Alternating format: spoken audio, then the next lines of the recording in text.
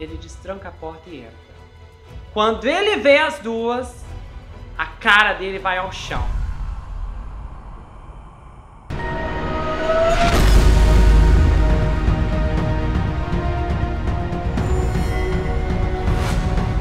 ,25% das pessoas nascidas nos anos 80 já receberam nudes. Mas há uma máquina por trás. Na nova minissérie do Gustavo Report, você vai conhecer a atriz que virou a golpista dos nudes em A Indústria. Ei pessoal, bem-vindos a esse canal, eu sou o Gustavo Negreiro, seu psicanalista favorito, e hoje nós estamos em mais um episódio da série Na Mira. Pois é, 2 episódios por semana nós vamos ter agora de casos assim bombásticos. Inclusive confira a playlist dessa série, né? Estamos na 2ª temporada, os casos são bombásticos. Se você ainda não conferiu, confira a história Quando o Estranho Chama. Eu queria que essa história fosse mais valorizada, porque é um caso tão bom, tão legal, e eu gosto demais desse caso, não deixe de conferir depois. Ah, e antes que a gente comece, eu quero dar um recado muito especial pra você. Sabem pelo menos de quantas pessoas eu estou falando? Querem ver o número?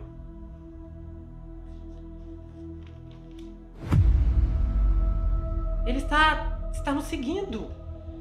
E então a van para ao lado delas.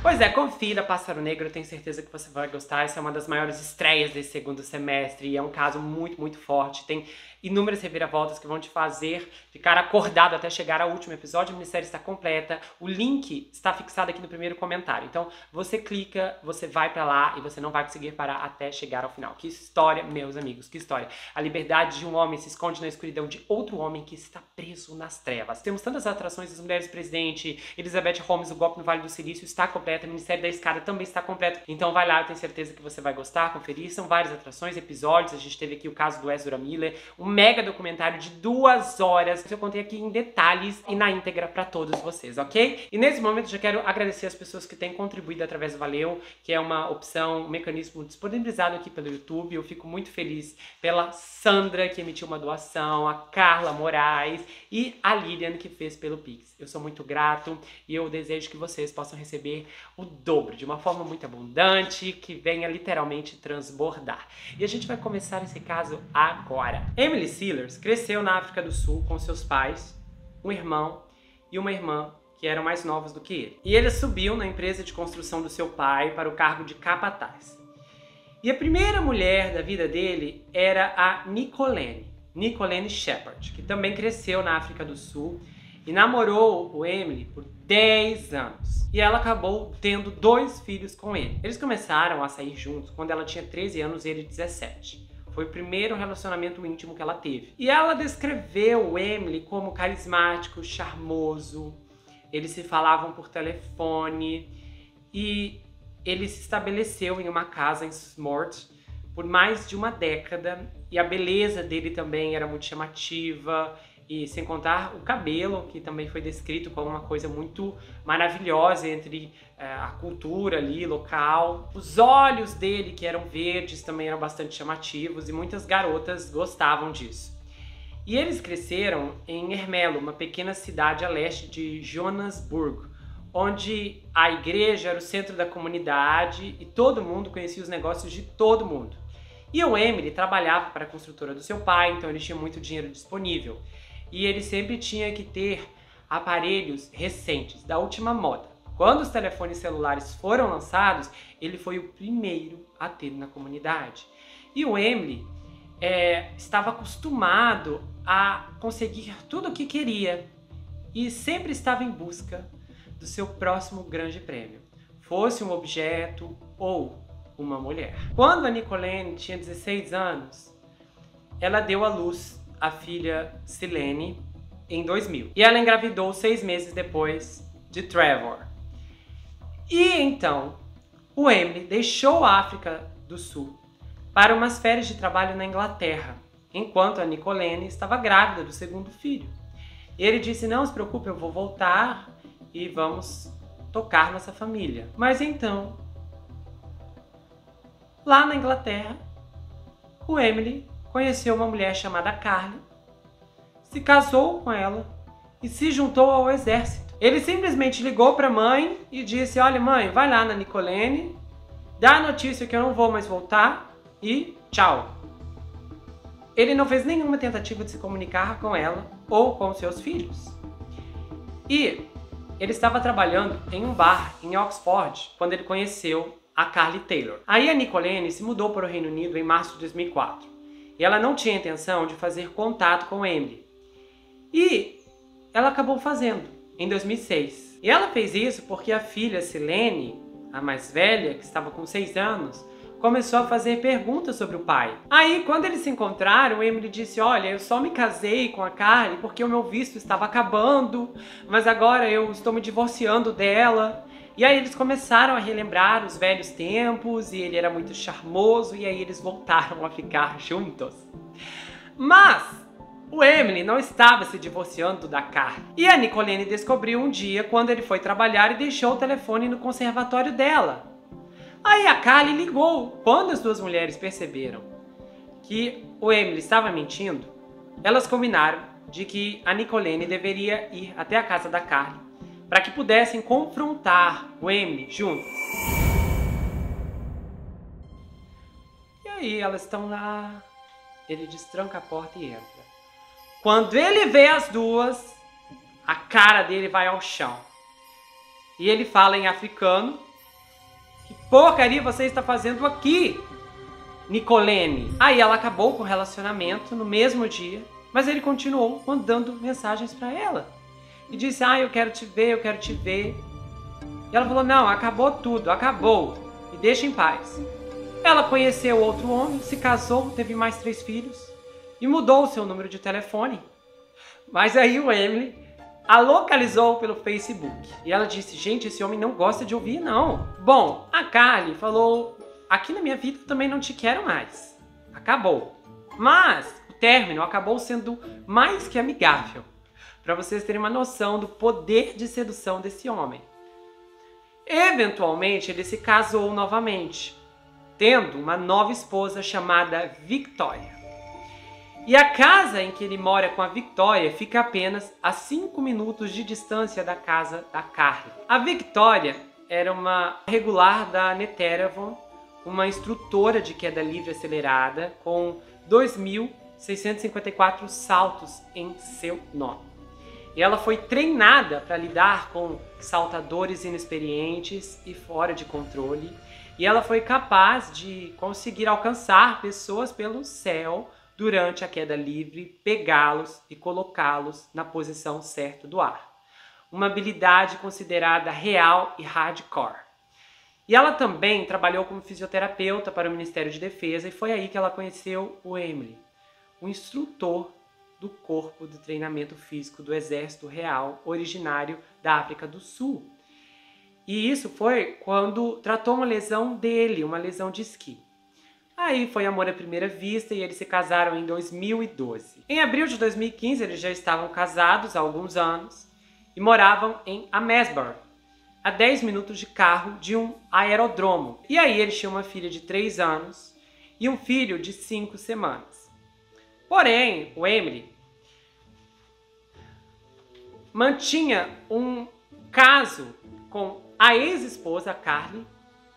Ele tinha uma outra namorada e várias outras mulheres que se encontravam com ele, além de marcar sessões com garotas de programa. Bom, dias após o nascimento do bebê, ele entrou em contato com uma amiga, que na verdade era amante, e planejou passar o fim de semana com ela. E é aqui que entra a Stephanie Goller na história.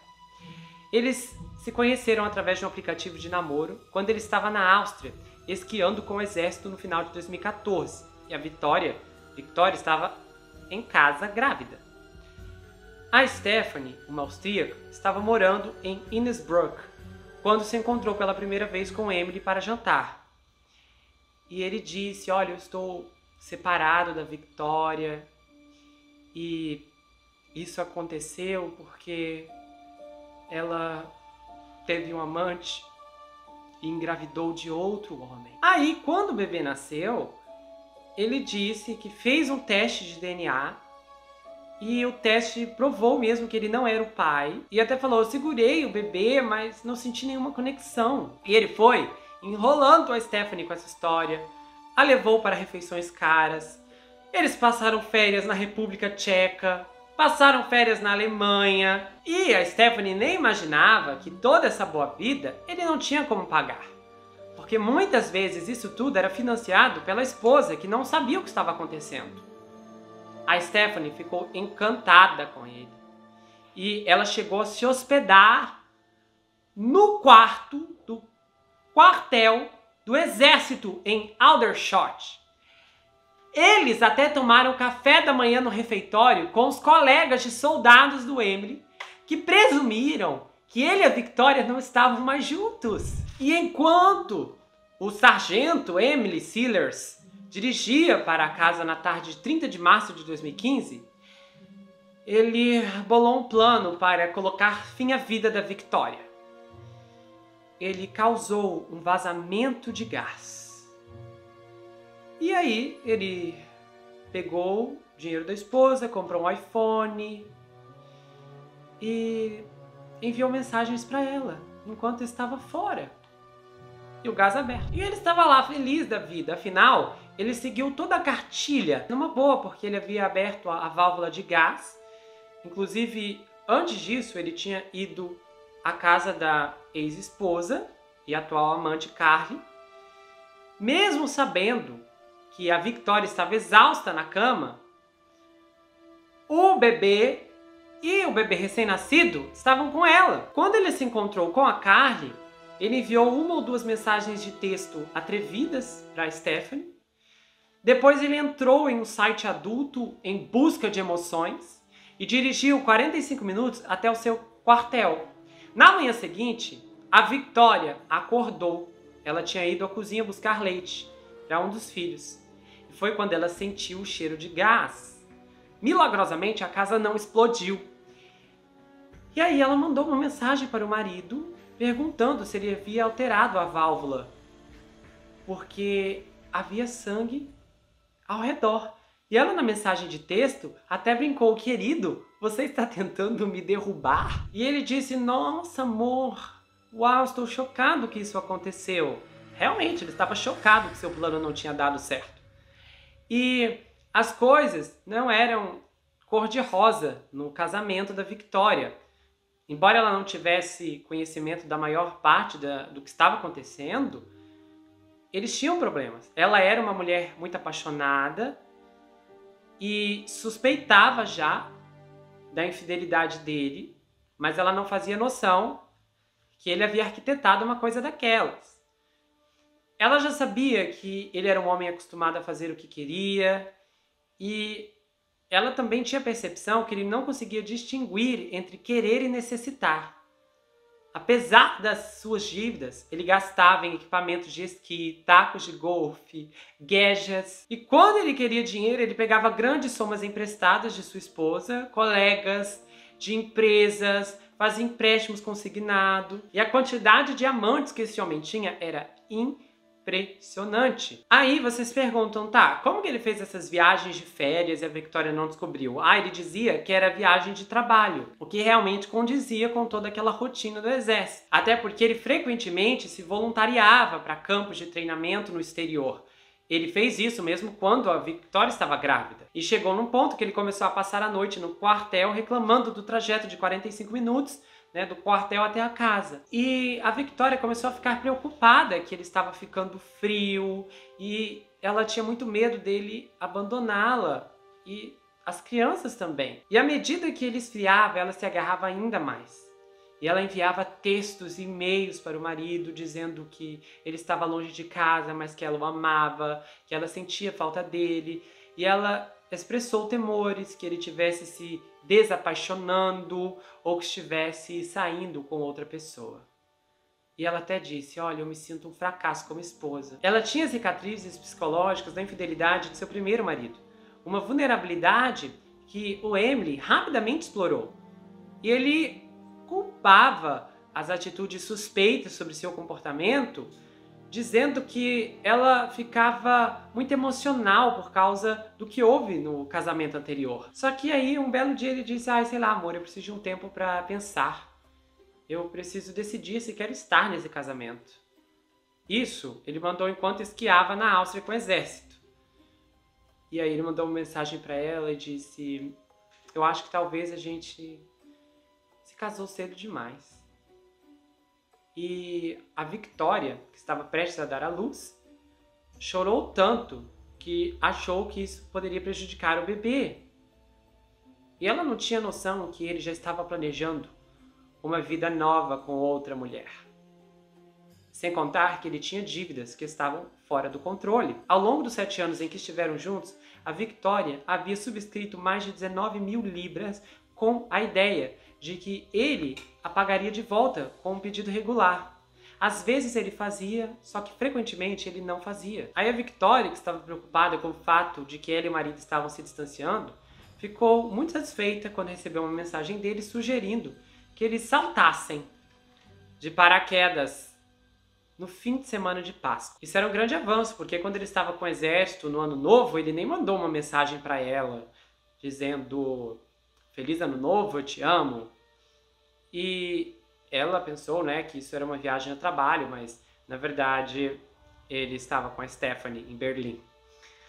E a Victoria lidava com todas essas questões, os gastos, os empréstimos, ramificações sem fim. Um dia um oficial de justiça de uma empresa de empréstimo chegou na sua casa e ela ficou mais apavorada ainda. Ela até enviou uma mensagem para o marido nesse dia e disse: olha, querido, essas contas. E ele respondeu: por que você está preocupada? Eles não podem fazer nada. Como ele havia feito vários empréstimos com juros altos, com empresas de empréstimo consignado, ele pediu dinheiro aos amigos, prometendo pagá-los de volta. E aí ele transferiu 3 lotes de 2.000 euros da conta poupança da Victoria para sua própria, sem o conhecimento dela. Quando ela percebeu essas transações, o Emily disse a ela que sua conta havia sido hackeada, e o banco investigou essa aparente fraude e descobriu que o endereço do IP era do computador doméstico da família. Ou seja, o hacker fez isso dentro da própria casa. Mas aí, naquele dia, um pouco antes da Páscoa de 2015, quando o Emily sugeriu o salto, o primeiro em quase um ano, a Victoria ficou maravilhada. Ele não apenas queria fazer algo divertido, mas queria fazer junto com ela. E aí eles foram até o aerodromo em Netirovan, no sábado. Só que aí teve um porém. O mau tempo impediu qualquer um de pular. E o Emily havia recolhido equipamento de paraquedas da loja de kits para a Victoria. Antes de ir para casa, em vez de devolver o equipamento da Victoria à loja, o Emily o colocou em seu armário. Ele disse que era para que a Victoria pudesse economizar tempo na manhã seguinte. Ela se sentiu desconfortável. Ela normalmente não colocaria um kit que não lhe pertence em seu armário. Mas ela deixou pra lá. Era preferível deixar passar do que brigar por algo menor. Especialmente quando eles estavam se dando tão bem. Mas na realidade, o Emily havia levado o equipamento para o banheiro e sabotado 2 tubos. Ele torceu as linhas na principal e depois removeu partes da reserva. Ele tinha que manter seu kit separado ou outra pessoa poderia ser uma vítima do que ele havia preparado para a esposa. A Victoria voltou ao aerodromo no domingo de Páscoa. O tempo ainda estava péssimo no domingo. O Emily não foi junto. Ele disse: não, querida, eu fico com as crianças, vai. Sabe, vai, você precisa de um tempo, de uma coisa só pra você. Bom, e aí o tempo estava ruim. A Victoria estava com mais 11 pessoas que também queriam pular. E eles estavam ficando inquietos. E ela mandou uma mensagem pro Emily e disse: eu acho que eu vou pra casa, vou comer um ovo de chocolate, já o tempo tá ruim. E ele falou: não, querida, fique aí, espera até as condições melhorarem, aí você pula, vai ser maravilhoso. Aí às 16 horas eles decidiram fazer um hop and pop, um salto de baixa altitude, onde eles abririam seus paraquedas segundos depois de sair do avião, a 4.000 pés, pois a cobertura de nuvens era muito baixa para subir mais. E aí, de repente, estava lá a Victoria. pondo em primeiro lugar. Ele estava com os filhos e desejando a ela que desfrutasse do seu hobby, que ela disse ser sua vida antes que eles se casassem e tivessem filhos. Então, ela colocou o equipamento de paraquedas, subiu no avião e foram até a camada de nuvens. Ela estava muito feliz, todos presenciaram, estava animada por estar pulando novamente. E ela bateu com o punho em outros paraquedistas na aeronave também. E a Victoria foi a última a pular. Ela saiu da aeronave e caiu em queda livre por cerca de 3 segundos. E então puxou a corda. Imediatamente ela soube que havia algo errado.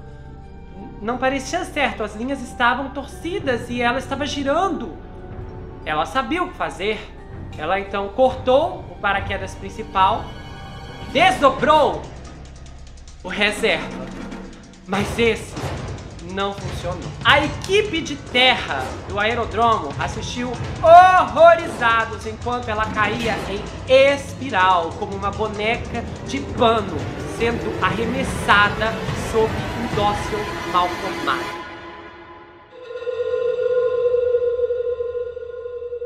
Eles se desesperaram. Ai, meu Deus! E aí alguém falou, tem que pegar um saco para encolher o corpo dela. Foi aquele pânico. E todos foram lá. E quando chegaram, ela estava viva. Foi sem palavras. A sobrevivência dela foi descrita por especialistas como um milagre. E foi atribuído ao seu pequeno tamanho e ao fato dela ter aterrissado em um campo macio e recém-arado. Ela sofreu uma fratura na coluna, uma pelvis esmagada, costelas fraturadas e ferimentos internos. É incomum que um paraquedas principal falhe, e quase inédito que o reserva também falhe. Na verdade, nenhum equipamento em qualquer lugar do mundo falhou dessa maneira específica, segundo os especialistas da área. Acidentes de araqueamento acontecem, mas são surpreendentemente raros. A British Parachute Association, BPA, o órgão regulador nacional de esporte, estima que houve 2,3 milhões de saltos esportivos nos 10 anos anteriores à Páscoa de 2015. Desses, houve 2.900 casos em que o paraquedas reserva teve que ser implantado e nenhum único incidente onde também houve um problema com ele. De acordo com a BPA, o único caso conhecido de falha de operação, tanto de um principal quanto de uma reserva, foi no caso de Steven Hilder. E essa é uma história que todo paraquedista sério conhece. O legista do caso do Steven Hilder trouxe um veredito aberto. E muitos na comunidade de paraquedismo rejeitam a história de que o Steven pretendia tirar sua própria vida. Acredita-se amplamente que alguém fez isso por ele. Outro paraquedista chamado Jeff Montgomery disse, olha, houveram várias pessoas que tiraram sua vida pulando. Mas não foi o caso do Steven. Ele fez de tudo para tentar se salvar. Ele tentou abrir o principal, nada aconteceu, e depois tentou com reserva. Se você quer tirar sua vida, você não tenta salvar sua vida. Enquanto Victoria foi para o hospital, foram lá na casa do Emily para avisá-lo sobre o acidente. Eles falaram, houve uma tragédia, o paraquedas não abriu. E ele, eu não acredito. E eles falaram, mas ela está viva. Ele ficou chocado e foi para o hospital, o marido em desespero. Porém, enquanto isso acontecia, em Netraven, Mark Baiada concluiu que algo estava errado. Ele trabalhava no local, dirigia e disse, não, eu quero entender o que houve. Ele pegou o paraquedas, tentou encontrar pontos soltos nos arnes ou no dossel, apertando as tiras para ver se eles estavam sob alguma pressão, resíduos, marcas de queimadura, qualquer coisa que poderia sugerir que os links estavam lá e de alguma forma saíram. Mas ele não conseguiu encontrar nada que mostrasse uma falha mecânica. E, embora o paraquedas reserva da Victoria nunca tivesse sido implantado, Ele havia sido inspecionado 16 vezes por 10 embaladores avançados diferentes ao longo de toda a sua vida. E mais recentemente, 2 meses antes do domingo de Páscoa. E mais uma vez, no paraquedas reserva, os slinks estavam lá. Descobrir o que deu errado tornou-se uma questão moral para o Mark. E ele falou, gente, aquele conjunto de kit, o cinza é o meu, e o do lado está o do meu filho. Minha vida inteira é isso. Se algo dar drasticamente errado e o kit é o culpado, isso afeta todos os meus amigos, não apenas a mim profissionalmente. E quando ele olhou tudo aquilo, ele disse, chama a polícia. Tem alguma coisa muito errada aqui. Enquanto todos achavam que ela era sobrevivente de um milagre, por uma falha anormal que havia acontecido, o Mark estava ciente que um acidente não era o adjetivo certo para nomear o que houve. A polícia chegou e ele disse, olha, aparentemente alguém queria Victoria morta. E aí a investigação foi repassada à polícia. A Victoria, com 41 anos, estava na UTI. O Emily estava lá ao lado de sua cama. E em vez de oferecer apoio, simpatia, ele começou a produzir formulários de seguro de ferimentos graves para serem assinados por um médico. Ele não olhou para Victoria e disse, eu te amo. Ele simplesmente estava contando as fraturas dela. Ela, querido, o que você está fazendo? Quando ela estava consciente, ele disse, estou contando suas fraturas, vale 1.000 euros cada uma. E aí ele estava somando, fazendo as contas. Em paralelo a isso, ele enviava mensagens de texto para Stephanie, enquanto estava do lado da esposa. O detetive Paul Franklin, da polícia, que começou a liderar a investigação, disse, olha, coisas como essa simplesmente não acontecem aqui. As pessoas aqui são comuns, têm empregos regulares, vivem em uma bela casa em uma boa parte do país. Mas a princípio, era difícil crer em um caso criminal, mesmo após a ligação do Mark. Era uma situação tanto inusitada. E o detetive Franklin enviou um oficial ao hospital para fazer perguntas a Vic. Enquanto isso, o paraquedas foi repassado ao BPA para que eles dessem uma olhada no paraquedas. Mas eles não esperavam muito. A polícia falou, não, de repente esse pessoal que é mais profissional vai dizer, não, isso aqui foi um motivo mecânico mesmo. Foi muito triste, foi um acidente, mas não há nada de errado. Um dos amigos da Victoria entrou em contato com a polícia e falou, olha, eu acho que tem algo errado. Porque o relacionamento da Victoria com o Emily é muito tóxico. A pessoa não queria dar uma declaração e a polícia passou a pressionar esse indivíduo. E quando eles o convenceram, as coisas começaram a mudar de rumo. O amigo da Victoria disse que o relacionamento era coercitivo.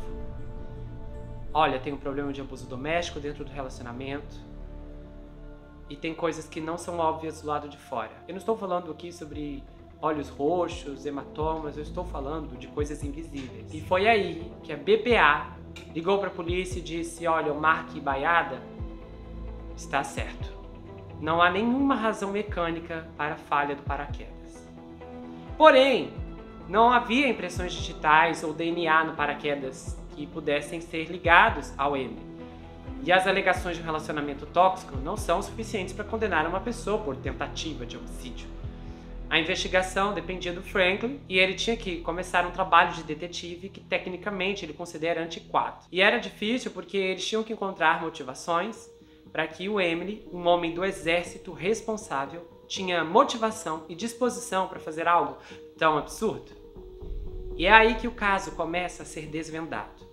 O telefone do Emily acabou sendo um tesouro para a investigação. Fazia menos de 6 meses desde que o Emily conheceu a Stephanie e que eles começaram o caso. Só que nesse ponto eles conseguiram trocar 32.000 mensagens durante esse tempo. Registros telefônicos e registros do computador também foram apreendidos e todos eles descreviam com detalhes o tipo de relacionamento que o Emily tinha com a Stephanie. Ele havia dito a ela que queria se casar com ela, eles planejaram férias juntos, procuraram casas na internet, ele havia prometido o mundo todos e fundos. E a Stephanie estava tão apaixonada que numa mensagem ela chegou a escrever assim: para estar com você, eu faria qualquer coisa. Vou me sacrificar e desistir de tanto por você. A partir de abril, posso fazer coisas aleatórias e espontâneas. E aí, os detetives, analisando tudo, ficaram chocados porque eles falaram: gente, esse homem pode conversar com a sua esposa sobre pegar as crianças ou fazer compras ao mesmo tempo em que marca um encontro com alguém que ele conhecia em um site de garotas de programa ou uma amante para se divertir no fim de semana e por aí vai. Eles encontraram, inclusive, momentos em que ele teve 3 conversas totalmente separadas ao mesmo tempo, gerenciadas de tal forma que nunca houve um telefonema errado para a pessoa errada. Em 28 de abril de 2015, o detetive foi prender o Emily em seu quartel. Ele tinha um escritório envidraçado que dava para a academia onde trabalhava como instrutor de treinamento físico e o detetive estava no ramo especial militar quando o revistou e o prendeu. Quando foi dito que ele estava sendo preso por suspeita de tentativa de homicídio, ele não fez nenhuma objeção. Ele não reagiu de forma alguma e ele não queria um advogado. O detetive o interrogou por 6 horas naquela noite e ele era muito seguro de si. Ele revelou que estava tendo um caso com a Stephanie, uma instrutora de paraquedismo austríaca que conheceu no Tinder. E aí ele falou que viajou de esqui e que fez isso, fez aquilo outro. Ele admitiu que estava em dívida com as empresas de empréstimo.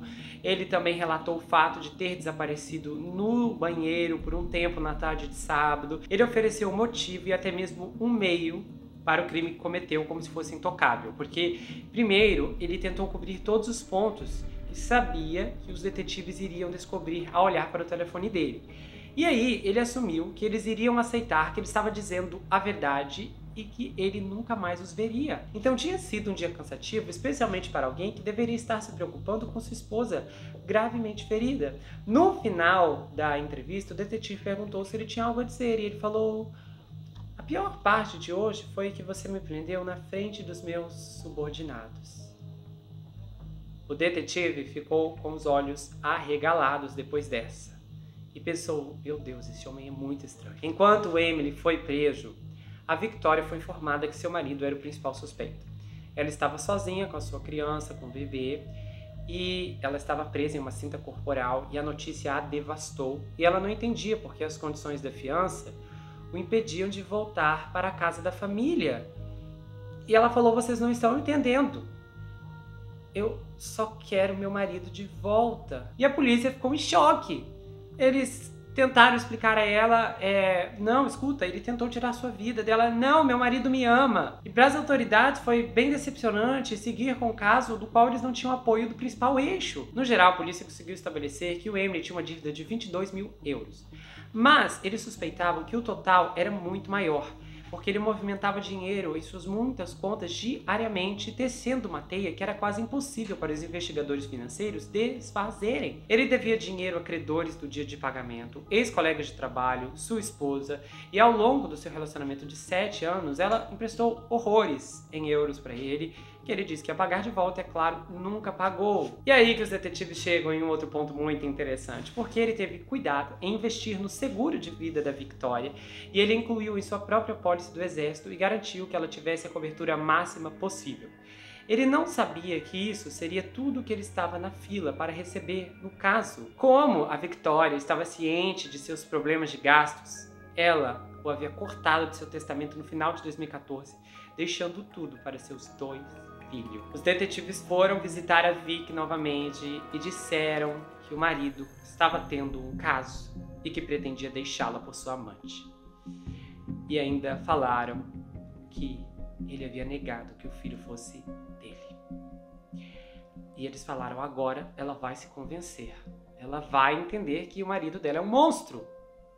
Mas isso não funcionou. E ela disse: eu quero meu marido de volta na minha casa. O mais interessante é que mesmo assim ela contou a ele sobre o vazamento de gás, mas ela protestava sua inocência. Passaram-se mais de 2 anos até que o caso chegasse ao tribunal e levou 9 meses para a pequena equipe policial percorrer as dezenas de milhares de páginas de dados que extraíram do telefone do Emily. Em seguida, levou mais 9 meses para o pessoal de processamento revisar a investigação e decidir que o caso era forte o suficiente para uma chance realista de condenação.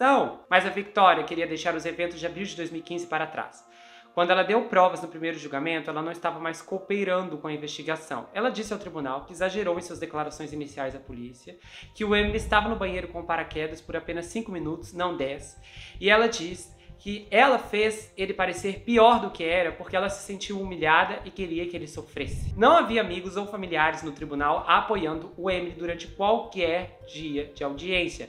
Nenhuma testemunha de caráter para desafiar a representação dele pela promotoria. Seus colegas do exército disseram não vamos comentar sobre ele, exceto para dizer que ele foi dispensado, de acordo com o procedimento normal quando o soldado é condenado à prisão. Depois de ser preso por tentativa de homicídio, ele recebeu algum dinheiro do seguro para gastar em bens essenciais porque estava morando em um quarto em seu quartel e suas condições de fiança o impediam de retornar à casa da família. E ele gastou o dinheiro em jogos, computador, um PlayStation e um iPhone novo. Em seu julgamento, ele disse ao júri que precisava de intimidade, de companhia feminina e que ele era um homem muito ativo. Isso foi um contraste com as palavras que ele usou no tribunal quando diz que sentiu uma onda imediata de amor e ligou-se imediatamente ao bebê recém-nascido. Quando questionado sobre o prazo de abril, o qual ele diz que iria deixar a Victoria, e quando foi o mesmo mês em que ela quase partiu desse mundo, ele diz que foi mera coincidência e que era um acidente lamentável. Durante todo o julgamento, o homem de 38 anos tinha um comportamento confiante, portando-se com porte militar no banco das testemunhas.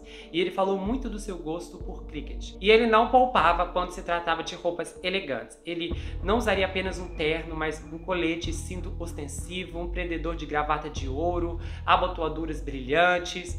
E quando alguém mencionou em sua audiência que era apropriado que o colete de um cavalheiro fosse desabotoado no último botão, que não era antes, ele pareceu levá-lo a bordo e a partir de então foi desabotoado. O advogado de acusação, Michael Boas, disse que muito do comportamento do Emily foi aprendido em vez de genuíno. Já a advogada de defesa dele, Elizabeth Marsh, disse ao júri que ele não mudou de forma alguma após a queda da Victoria, mas que ele estava apenas estressado, suado, e ele não começou a agir de forma apavorada ou culpada. Ele não tinha nada a temer porque não fez nada.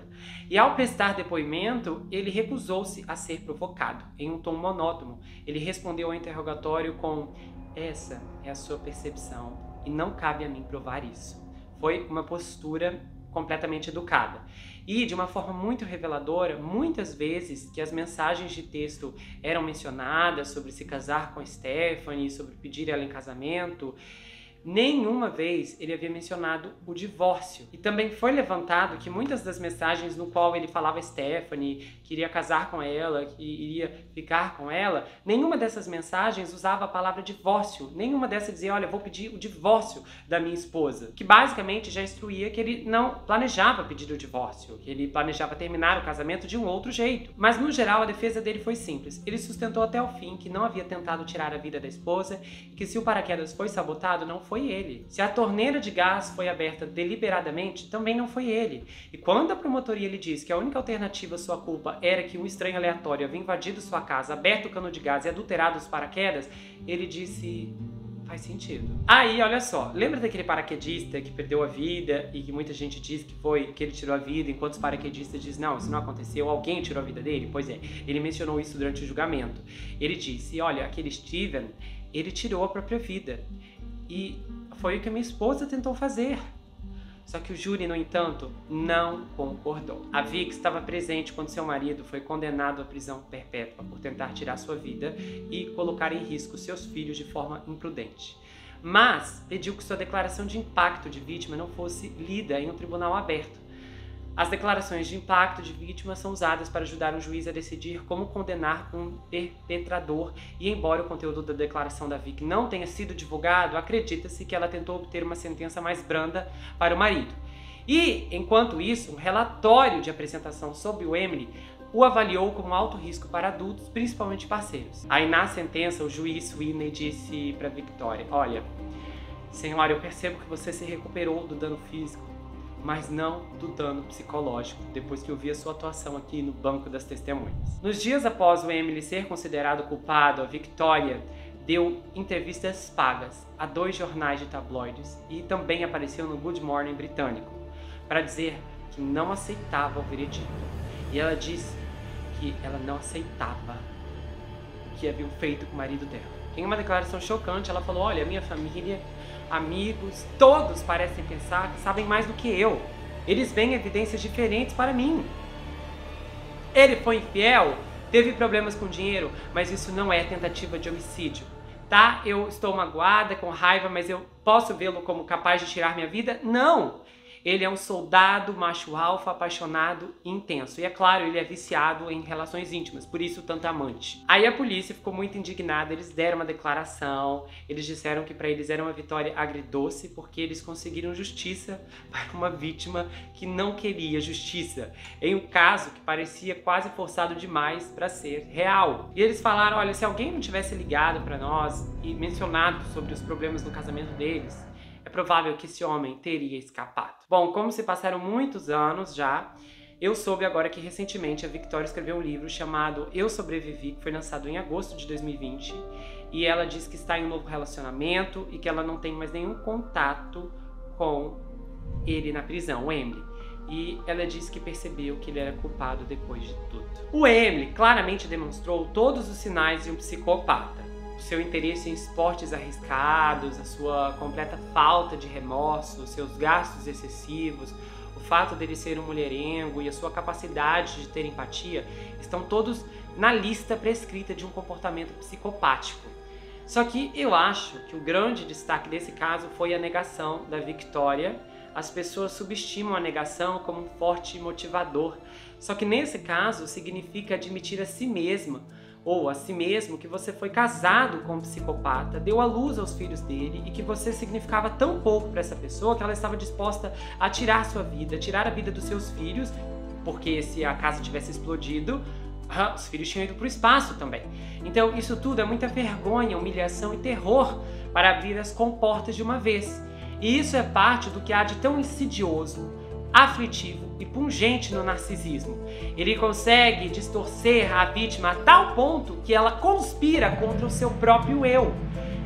Elas, ou eles, escolhem a negação mesmo que isso acabe ceifando-as. Se o marido, tentando tirar a vida de sua esposa 2 vezes, não é suficiente para acabar com um romance, eu não sei o que é.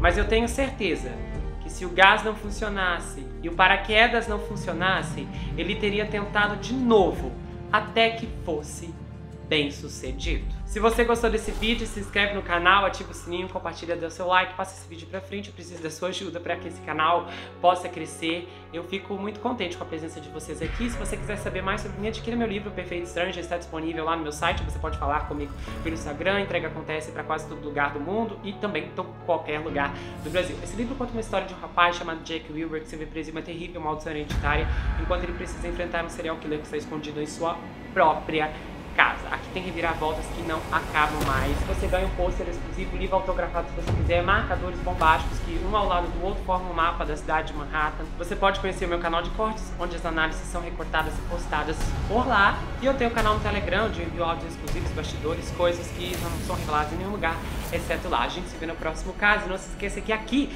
você sempre vai ter um amigo. Até mais, pessoal!